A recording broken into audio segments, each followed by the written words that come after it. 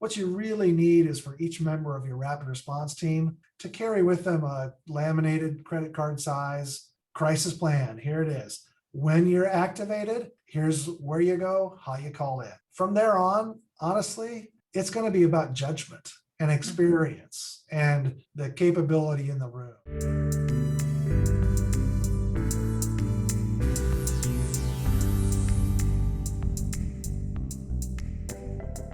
The word crisis is not a stressful word. I don't know what is. Then think of crisis communications, and I start getting sweaty armpits.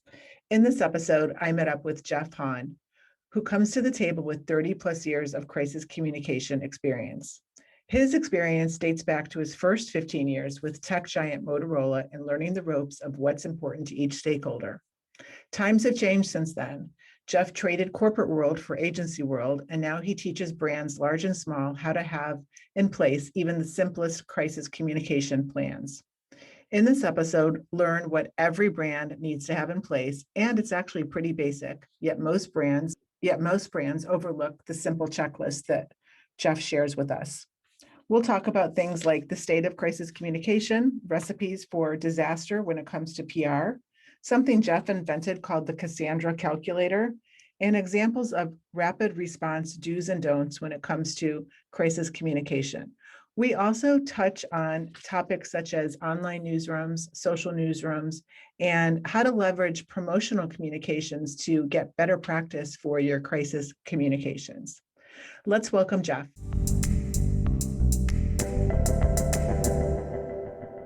Hey, Jeff, how are you?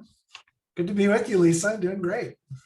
Yes, as I was saying before we hit record, I'm very excited because I believe that you are my first crisis communication expert to interview on Social PR Secrets.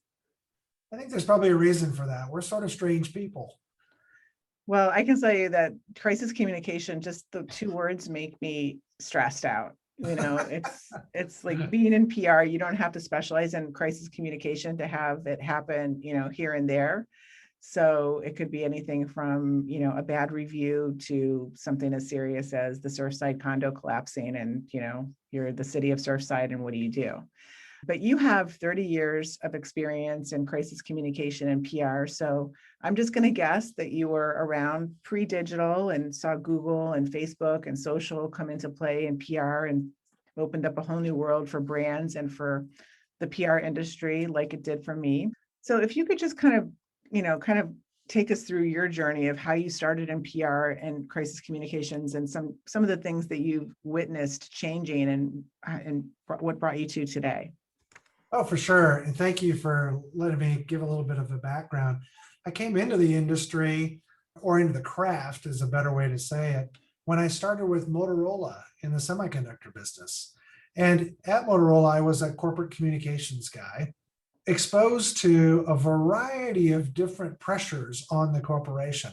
I learned back then that there is this thing called stakeholders, and community people are stakeholders, and activists are stakeholders, regulators and policymakers, all stakeholders, employees. And it was there in the semiconductor business where I really began to appreciate the various perspectives of those stakeholders and their requirements for a brand. I mean, I came into the business thinking, oh, this is a giant corporation. No one could ever say anything bad about it. Makes all these jobs possible, etc. Makes these cool products. But then I came to appreciate and learn that no, there's a variety of perspectives that surround a brand. And the riskier that a brand position is, the louder the voices are. And in the semiconductor business, for example, some of the worst, nastiest chemicals known to mankind are used in the manufacture of computer chips. And so at the facilities that I worked, we had those tanks full of sulfuric acid, for example. And right across the fence line, here are homes, people with children, not more than 200 yards away from these tanks, that if there was a catastrophic release, there would just be a terrible consequence. And so I really began to appreciate the need for stakeholder connection, for a brand. And then, of course, I became acutely aware of the craft of crisis communication to help tell a story for a brand that faces risk and sometimes finds itself in a risky place from a reputation standpoint. I spent 15 years at Motorola in the semiconductor business, and now more than 15 years in the agency side, where I've done consulting for lots of food brands and a variety of other entities that have faced everything from fatalities to multi-million-dollar projects facing delays and challenges in the business plan, to lawsuits and even legal actions that have wound up in court. So I've been in this brand reputation game for quite some time. And I think at the core of it, I still am very respectful of that stakeholder orientation. And I'm going to guess that being with Motorola for 15 years, that being in that tech industry, merging with the digital industry and the internet and things that kind of were bubbling up probably while you were at Motorola, that put you even more in the forefront of crisis communication. I'm just going to say risk potential, because you're combining tech and the internet in its early stages, and you're probably like, whoa, all these new things can happen now that used to not be able to happen so quickly. So can you kind of take us through some of what we're facing now with brands, whether you're Motorola or just a startup tech company or even a health and wellness brand that's starting up, and what are some of the risks that you see that brands overlook, large and small, and maybe some recipes for PR disaster that you might have in your crisis communication cookbook? Yeah, for sure. It's a great question. And I think one of the most overlooked attributes of any brand, what they overlook in my field of play, is their risk exposure. We all have and carry with us these biases that, oh, it'll never happen to us. And, oh, there's the odds of something going wrong are astronomical. I'm too busy to think about it. And so to ignore risk is to open the door to peril on your side. It's kind of like having insurance, isn't it? You can drive a car or own a house without it, but not a great idea if, in fact, the day comes when something goes really wrong. And so I think the easiest thing to do is ignore risk. And I've devised a tool called the Cassandra Calculator to help try to put at least some predictive capability into a brand risk. But I have to tell you something interesting. I've used this tool dozens and dozens of times with those brands who are interested, but I've also encountered a few times brands and brand managers who wanted nothing to do with this tool to predict risk and predict their vulnerabilities. They just didn't want to know. And it was one of the most fascinating, continues to be one of the most fascinating aspects of human nature and of brand management to me, that people wouldn't want to go through the time to at least inventory their risk characteristics or their vulnerabilities. I kind of like to say it that if you don't have a plan, that is your plan, right? It's a decision. That's a conscious decision to not have a plan, whether it's a crisis communication plan or any type of plan. And I see the same thing with my clients, and I don't specialize in crisis communication, but just even the steps of, okay, if something does happen, more along the lines of social media issues or customer, bad customer reviews, things like that, that probably on, if you had a big spectrum, you have a spectrum of different types of crisis communications, but even for those types of, okay, what happens, what's the chain of command? What's the, who do you call before you post type of thing? Like, there's most brands, large and small, even public companies, don't have that type of infrastructure in place. So what do you say to that? And what advice do you give?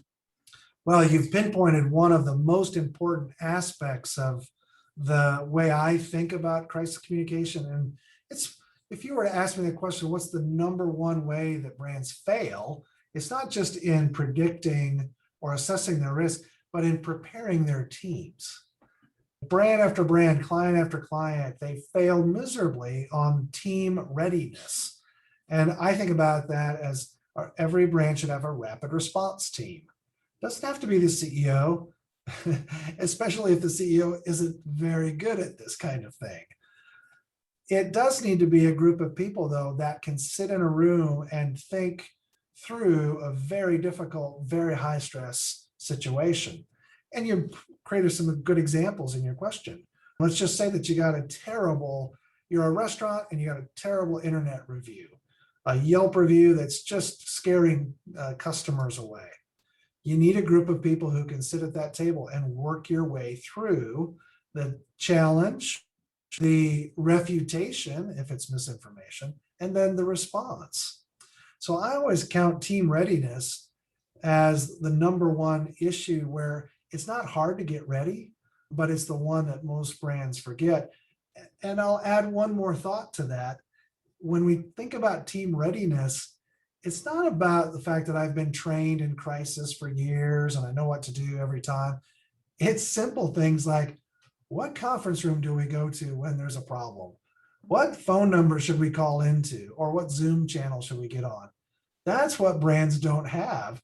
And so when the crisis hits, when their bad news breaks, they lose precious, precious time just trying to get together. And getting organized, right? yeah, oh my goodness, it's just sort of mind-boggling to me that a brand can be that disorganized or dismissive of the fundamentals. But I see it all the time. It almost seems like I was going to ask you, who owns crisis communication? Is it the CMO? Is it a special committee? And it seems like from what you're saying, it really needs to be almost a special committee that's made up of different representatives from the brand, and maybe it's even advisors that aren't even internally part of the brand, but that can be, if something happens, like, look, we're going to call on you, and that person has already said, okay, I'll be your go-to person for this particular topic within the crisis communication plan. Is that accurate? For sure. Oh, you got it really, I think, perfectly right. My favorite configuration of rapid response team isn't composed of the usual suspects like a CMO or CEO. Instead, the way that I label them at the table is chief decision maker, deputy chief decision maker, because here's one of the other inevitable things that happens. The chief decision maker is on a plane or hiking in the mountains when something bad goes wrong. So you always need a number two that is designated for that role. Then some specialists. A communication specialist is really helpful. A legal specialist, very helpful. And then subject matter experts. And as you indicate, you might have in your probability set of risks, safety risks, emergencies, reputation risks. So you may have a dozen or more subject matter experts, but on any given day for any given problem, you only need one or two of them. You assemble that team as needed, but everyone knows that where to go, that they're on the team, number one, and then where to go and how to meet. And it seems like this should just be like a 1 or 2 page guidebook of like, this is our cheat sheet for crisis communication. This isn't like the plan, but this is at least the infrastructure. Is that what you call it? I'm with you completely. In fact, I would say to your listeners, if they're familiar with historic crisis communication plan preparation, these are 3-ring binders that I think when you buy them at the Office Depot, they actually come pre-dusty because they sit on a shelf, they gather nothing but dust, no one ever looks at them again. What you really need is for each member of your rapid response team to carry with them a laminated credit card size crisis plan. Here it is. When you're activated, here's where you go, how you call in. From there on, honestly, it's going to be about judgment and experience and the capability in the room. It's awful nice to have a lot of preset messages, but most of the time, I think what a rapid response team really needs is a way to assemble, and then a method through which to move through the crisis. And that's what my book, Breaking Bad News, describes, is that method. So talk to us about your book and maybe some highlights that you want to pull from that we can glean some actionable insights from. Right, in that model, and I think this is really important, especially given your expertise and work. The first and most important dimension of the model that I have created is the idea of speed. And in the world and age of internet and social media, speed matters almost more than any other attribute. So assembling quickly is the first component of a 5-step process that I take readers through as I design my model. The second big component is really to speak early, ambiguously. Ambiguously, that's the way to say it. Meaning, issue what is known as a holding statement so that your stakeholders understand you know what's going on, you are examining the issue, you've got hold of the problem, and you're working. And from there, once you activate and issue your holding statement, then you've got the 3 M's of my model. The first is message. What's your message going to be? Are you accepting blame? Are you not going to accept blame? What's the culpability in a particular situation?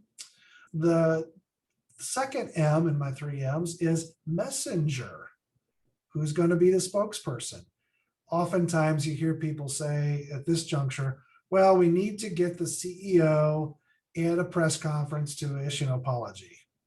Now, in my view, in my experience, those are the 3 worst decisions you could possibly make in a crisis situation. CEO needs to be in management mode, not spokesperson mode. Press conference, that's a method.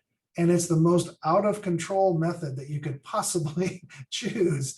There are so many other good options. And I in the tool that I create that's my 3rd M, the method of outreach. I show you the 12 options that you have in terms of outreach.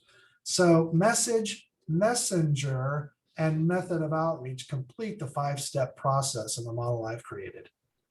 So let's talk about the method and you noted that the press conference is the most out of control method, which used to be one of the only methods, right? Before Sure. we have all these options now, which I love. And that's why I had created a new love for PR once SEO and digital and social became part of our wheelhouse, because we now have more control than ever, which is a good thing because we can now be the journalists. We don't have to rely on the journalists. Oh, perfectly said, perfectly said. Absolutely right. Yeah. Hello? Oh, wait, is this thing on? Hi, it's Lisa Beyer. I just wanted to tell you really quick, I'm launching a course called Modern PR Secrets, and I wanted you to be the first to know. You can check it out at thebuyergroup.com under resources. Now let's get back to this interview.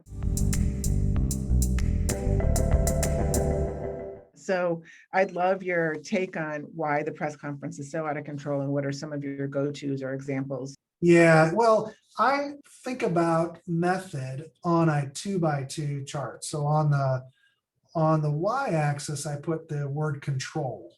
On the x-axis, I put the word authenticity. Now, press conferences are very low control. They're live events. You have reporters shouting questions at a single individual. That single individual may be very good and fast on their feet, but that is a trained skill. I don't know any of us that are born really, really clever and almost like a politician, naturally capable of defending a brand in the heat of the moment when you're getting yelled at by angry reporters who feel like they're, defending the world against all the evil that you create. So in press conferences, while they're very authentic, the authenticity can turn against you because you can say something wrong. You can't take it back. You can look sweaty. You can't cool down fast enough. And so, yes, a valid option at the right time and with the right planning, absolutely. On the other end of the spectrum, though, just as bad. One of the high control but low authenticity characteristics or methods that brands use is no comment. In my mind, it's just as bad as a reputation management tool. That selection that can be devastating. But you'll often hear lawyers choose that because they'll say, we're going to prove our case in a court of law.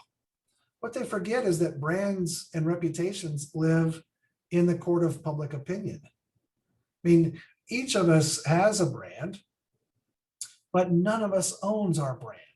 Everyone else around us, our stakeholders, own those brands. And so no comment helps nothing. It just closes us off to the people that we need to speak to the most. Where I think social media and your craft especially have become super valuable is that you absolutely hit it. You said we can be our own reporters, and that's where social can be super powerful. I often think now that if a brand can establish its own digital newsroom, it can control the narrative. And that is a great and very effective method of maintaining both control and authenticity. So I think about social media and bending it into a digital newsroom. Man, that's a great choice if you've got the capability to do that.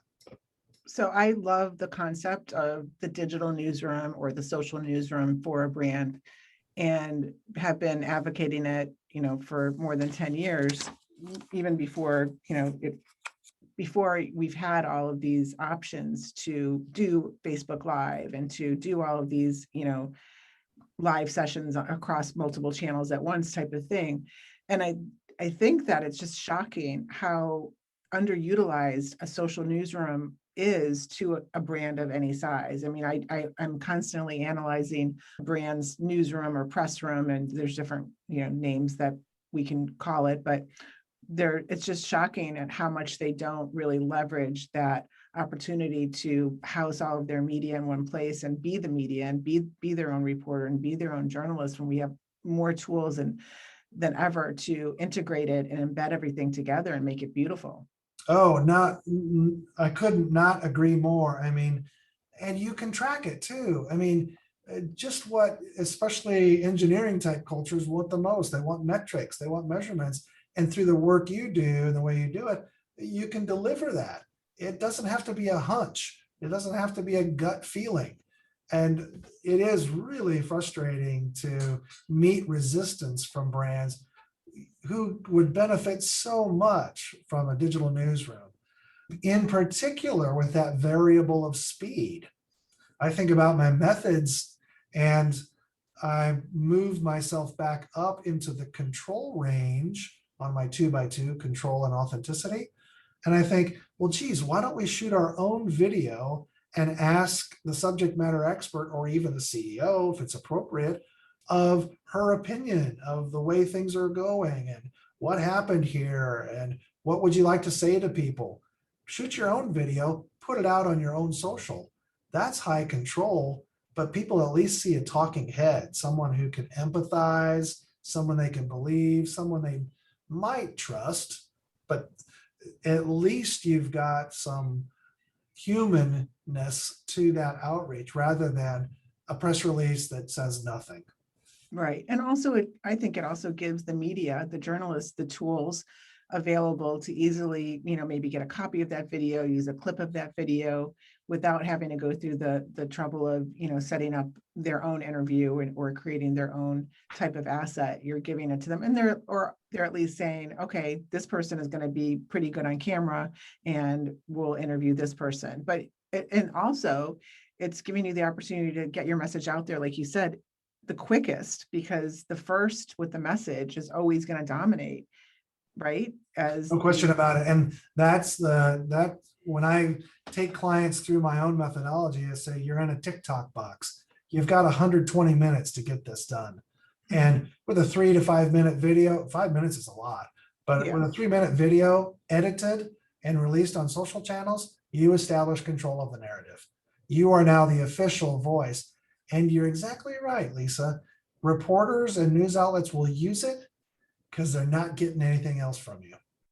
Exactly. And then just to add on top of that, what I love about it is that it now helps your exposure in Google and social, where you're controlling the message and you're influencing search results, and you're able to also influence, people sharing and finding you on social, and all of that together is so beautiful. And there's so much opportunity. And again, it's just the brands that get it are light years ahead of their competition.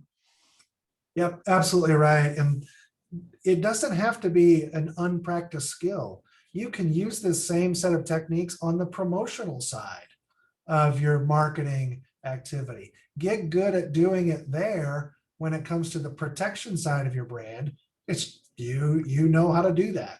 That's a great point. I love that. So can we talk about that for a couple minutes? Like what brands can do that's not crisis communication that will prepare them to be able to just make it, like it's second nature when it does come to crisis communication. Oh, for sure. And I think some of the things that we've already talked about pertain to the creation and release of promotional content. For example, who are the decision makers? Who are the approvers of message?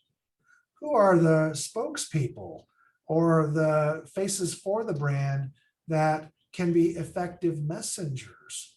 Yeah, you'll know on the promotion side whether or not you want your CEO's face out there. Maybe not.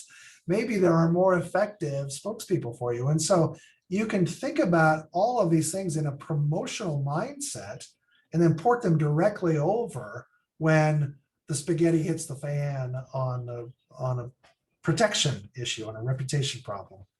But I really like that shifted frame, and to help communicators understand you're already doing many of these things. Practice the method, practice that approach. Now switch when the time comes, and you'll be ready to move at the speed that allows you to control narrative. Yeah, I really like that. And I'm wondering what you think of the idea of having influencers or your brand creators as part of the team, the crisis communication potential team, because they're already advocating for your brand. They already understand your brand. They love your brand. They're, part of your brand culture. And I think that that's an example of that maybe brands don't think of as part of the crisis communication could be having the influencers and creators that are going to be part of your team in case something happens. Can be quite effective. Here's my experience with influencers. You have to, in times of crisis, tell them what to say. In promotional activity, you typically want them to lead the way. You want their voice to be more authentic, right? In crisis, they're no different than most people. They freeze up.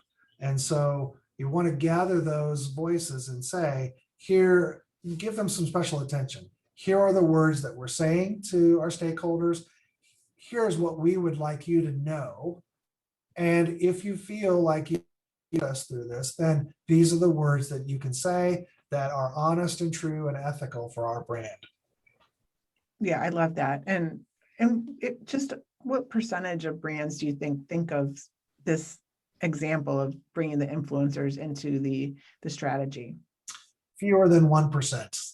It seems so obvious, right? It seems very, yeah. The interesting part about the reputation game is that you have a lot of lawyers in the room at once, and they are very risk averse. They're doing everything they can to minimize risk, and the fewer people talking, the better in their mind. And so it's a different mindset. It's a different kind of environment to work in. I think too that it might simply be about timing. In the crisis, when you really need to control narrative, you might want to err on the side of moving the influencers out just a bit. Give them some breathing room so you don't pull them into the fire with you. Once you're generally out of the hot zone, so to speak, then it's time to bring them in and allow them to be ambassadors for you. But it's sort of hard for them. They're not owners of your brand. They don't work for you generally. I mean, they sometimes accept monetary contributions, so to speak, but they are independent of your brand. So giving them a little bit of breathing room is not a bad idea. That might mean that after control of the narrative is established, after there's an an understanding of how, what, where, why things happened, and it's not nefarious, the influencers are likely to be ready to support a brand activity. The lawyers are also kind of ready to let go at that point. That makes sense. So with PR, you can't really put a predicted price on what the outcome will be of, let's just say, putting out positive PR. So you can't say, okay, predicting I'm going to get this article in USA Today, or I'm going to get the big win in Forbes or Fortune. It's just one of those things that comes along with earned media. You just have to be very dedicated and consistent and have it always be on. And with crisis communication, you can't predict the damage that a crisis is going to cause when it comes to reputation management and like the damaging headlines and news that's out there. So my question is, do you ever recommend, I'm sure a brand would be like, they'll pay any amount of money to get out of this situation, right? They'll pay any amount of money to take an ad out and say, this is exactly what happened, and just make it go away. So does paid ever come into the play of crisis communication where they're making a statement, taking out an ad in the New York Times? I've seen, certain things, happen that way, but where does paid come into play in your opinion? Well, paid's tricky. I think that it's generally viewed as low authenticity. And so you use it when you are ready to talk about the corrective actions that you are taking and what you're doing to prevent situation, name the situation, from happening again. And so I think that's one of the ways that paid can be very effective. But if you're still trying to argue your case and the media narrative has already passed you by, I don't think paid can be very effective. So you have to have a perfect touch with it in order to use it to restore reputation. And I think that's where it's most effective, in that restoration part versus in defending a situation where you have high culpability. Yeah. And I just want to point out that, paid also has a lower authenticity than PR does, whether, on the positive side. And I just can't help but, bring this up, that it just, when I see brands pouring tons of money on the paid side of digital and then saying there's no budget for PR, that's a decision, but they're also not investing in that organic earned media side that really is the most authentic and the most credible, and in the long run is going to bring them the best results that you can't buy. It's true. And you used a magic word there, earned. Reputations are earned. They are built. They are not bought. And so paid has limitations. And I think that's you've touched on a really core attribute of the kind of work we can do, not only on the PR side, media relations component, but the social side especially. You earn that every day by interacting with your stakeholders. And some days it's not as fun as others, but you got to just keep in there, and you're earning your right to have voice and to have authority. Totally agree. And just curious if you could give advice for brands and also PR professionals, digital marketers, entrepreneurs that might be listening. Public relations is such a broad category. Crisis communication is one vertical. How do brands and how do professionals and how do you stay in the know of what the best practices are, what the latest technology is? And, if you graduate with a degree in PR, let's just say 10 years ago, and you haven't been keeping up, you're behind, right? What do you recommend to stay in touch with the best practices of today? I do like, and sometimes get the privilege to advise young people who are going into PR programs at university, or even just graduating from them. I always encourage them, because I say your degree, unlike many others, is a Swiss Army knife. You have so many different tools at your disposal, and you can flip out the scissors or flip out the blade or flip out the screwdriver whenever you need to. So PR people, in my experience, have always had that unique capability to adapt and adjust on the fly. You're right, though. You've got to stay sharp and you've got to continuously sharpen those tools in that Swiss Army knife. There's no right answer for any particular person. There's no wrong answer.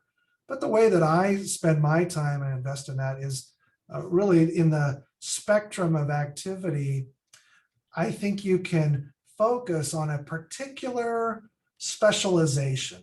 For example, I love to think and read and study message, how it's developed, how it's conveyed, influence and persuasion. And I just keep investing in that one attribute. I get, through the virtue of my colleagues, updates on the new channels and the new tools and all of the new platforms, et cetera. I listen for that. And I'm reading the Ad Age and PR Week on a regular basis. Those are really important go-to tools just to get a broad view of it. But I also encourage a sort of a T-shaped approach to the career. On the wide side, yes, get your industry publications. You can even, on the PR, in PR specific, study for your APR designation. Not a bad thing to do. That's the top of the T, that's the wide part. But then pick a deep part and really become an expert in that deep T. Message has been it for me. You can be a methods, you can be a messenger expert. We've got one here in my shop. Well, much of his work is training people how to be good spokespersons. And so he's a messenger expert. I've always loved that about people when I can find a symmetrical T. They have a wide top and a deep bottom. I love that. And for those of you listening, you can't see the visual behind Jeff, but he has all kinds of books back there on his bookshelf. And I'm just wondering, do you have any favorite books that you want to recommend that you've recently read, or just that you've gone back and reread, whether it's in the industry or not? Robert Cialdini is one of my personal hero gurus, but he's a psychologist, a social scientist in a different in a different field. I think he's done so much in the world of messaging to help PR people, though, because he talks about the 6 ways of persuading. And I read Cialdini, and he's got a brand new release of his old book out. It's just now out. So I'm back into it, looking at new case studies, new examples. And he talks about 6 ways to persuade, and really for 3 different reasons or 3 different motivations. I read that for the first time, and I threw it on my desk and said, why didn't somebody tell me? I'm 20 years into my career, and finally the gates are opened up. And I've loved Cialdini's perspectives, his research orientation. It's made so much sense to me. And you'll find others who are mimicking him, like Jonah Berger just put out a new book maybe a year ago, I guess. Very, very similar. But to me, Robert Cialdini is one of those adjacent kind of scientists that PR people can really learn from. So check out his book, Influence, The Art of Persuasion. Definitely. We'll put that in the show notes to a link to that.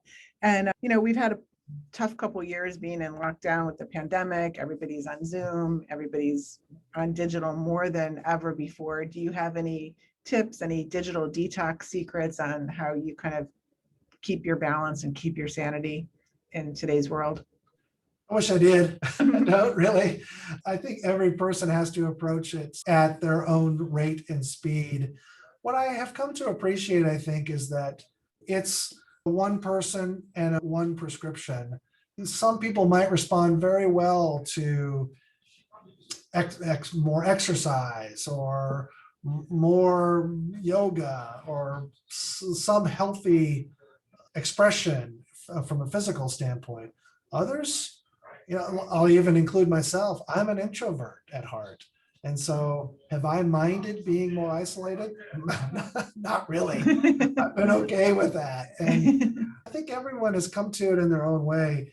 I will say, though, in the moments in time when I've been able to be out and amongst people again and, safe and controlled environments, I've really enjoyed it. So I sure get why people are anxious to be through this period. And I reckon that, especially for our discipline, we're going to need a couple, 3 years to look back and see what the effect has been. Because True. not only on the practice, but the practitioners. And I don't know what that's going to be yet, but I suspect that there's a generation of PR practitioners that will point to this moment as the defining crisis of their lifetime. And it will be something that creates a framework for them to view, a lens through which they will view all work going forward. A fascinating time, fascinating set of issues. Yeah, we can call it the pandemic PR revolution. Right on. Hey, right now it's a good time to be a PR person ready to explore new opportunities because the job market is super hot, and the Swiss Army knife capability and career that people have in our craft it's valuable, and brands are understanding that more and more.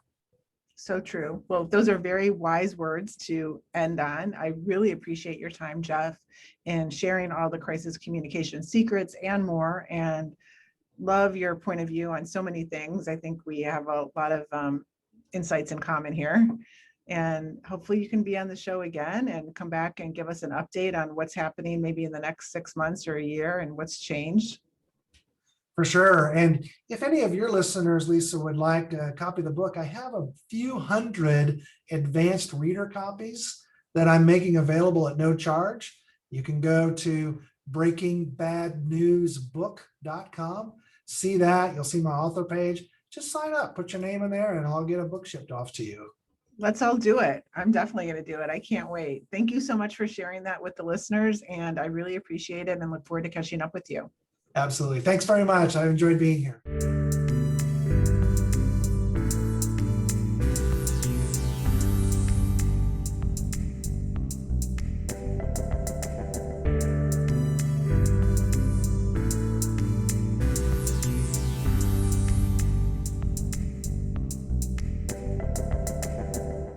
Thank you for listening to this episode of Social PR Secrets. If you like what you heard, check out the book on Amazon or follow our blog at socialprsecrets.com. This episode was sponsored by The Buyer Group, a social PR agency striving to keep our balance in the digital world, practicing public relations, social media, and search marketing, while occasionally drinking a glass of wine or two for the best creativity and results. Thank you all for tuning in. If you would like to get a free chapter of Social PR Secrets, go to socialprsecrets.com/free.